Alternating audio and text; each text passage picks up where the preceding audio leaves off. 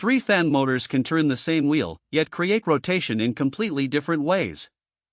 A shaded pole motor delays magnetic flux with a copper shading ring. A permanent split capacitor motor creates a second current path through a run capacitor. A brushless direct current motor moves its stator field electronically around a permanent magnet rotor. The useful question is not which label wins.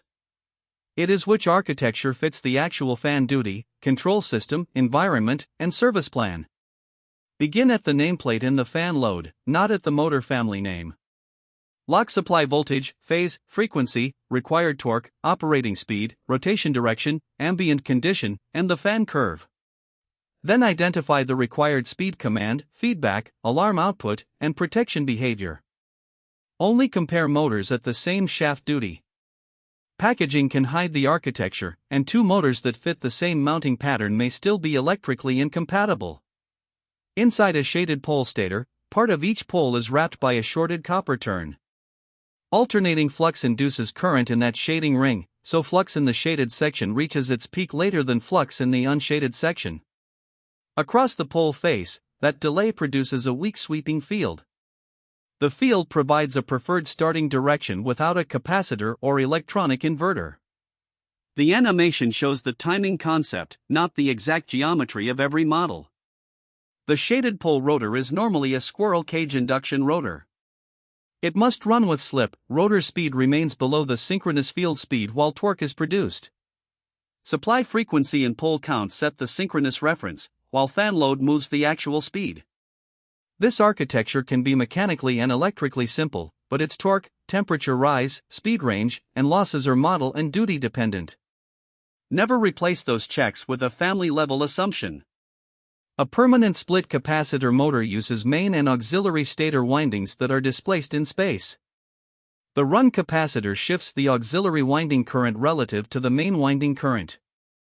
Those two time-shifted magnetic contributions create a more convincing rotating field than one alternating winding alone. The capacitor stays in the circuit during normal operation, which is why permanent split capacitor, or PSC, describes both the starting method and the running architecture.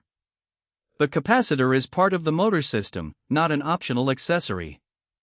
Its capacitance, voltage rating, temperature class, tolerance, connection, and mounting must match the motor design. A PSC rotor is still an induction rotor, so slip remains part of operation. Voltage-based speed control may change torque, current, heating, and sound together. Whether a particular controller and motor are compatible must come from the exact documentation and a test at the real fan load. A brushless direct current motor replaces rotor bars and slip with permanent magnets on the rotor. Multi-phase stator windings are energized by an inverter in a time sequence, so the commanded magnetic field advances around the stator and pulls the rotor with it. Commutation is the decision about which switches conduct and when. The motor, power electronics, firmware, sensing strategy, and fan load therefore form one electromechanical system rather than independent interchangeable parts. The controller needs rotor position information. Hall sensors can report position directly, sensorless designs can infer it from electrical behavior such as back electromotive force. Sensorless estimation becomes more difficult when the rotor is stopped or moving slowly, so starting methods vary. 6-step commutation, sinusoidal control, and field-oriented control are not the same waveform strategy. None is guaranteed merely by the words BLDC or EC on a product page, and every control interface is model-specific. Now look at three real product forms. The compact dark housing is a shaded pole fan motor exterior. The separate cylindrical capacitor identifies a capacitor motor assembly context. The external rotor package can integrate a permanent magnet motor and electronics close to the fan. These images establish physical form only. Housing shape, rotor location, connector count, or a polished label cannot by itself prove winding topology, commutation method, efficiency, acoustic performance, or control compatibility. Compare the architectures on one duty point ledger instead of declaring a universal winner. Record what creates the rotating field, what external components are required, how starting is achieved, which speed control path is available, or heat is generated, and what a technician must diagnose. Shaded pole, PSC, and BLDC solutions trade simplicity, controllability, integration, cost, and service behavior differently. The correct ranking can change with fan torque, operating hours, installation temperature, control resolution, and replacement strategy.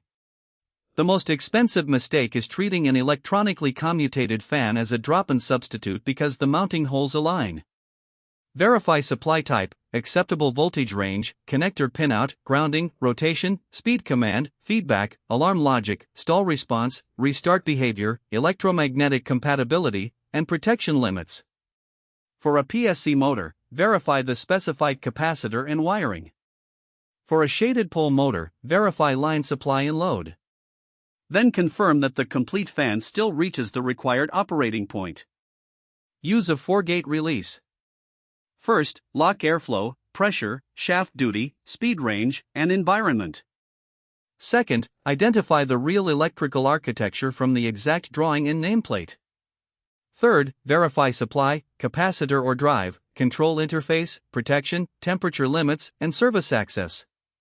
Fourth, test the assembled fan across its intended system curve, including start, steady state, control transitions, abnormal conditions, sound, and input power. Motor choice becomes defensible only when electrical architecture and fan system evidence agree.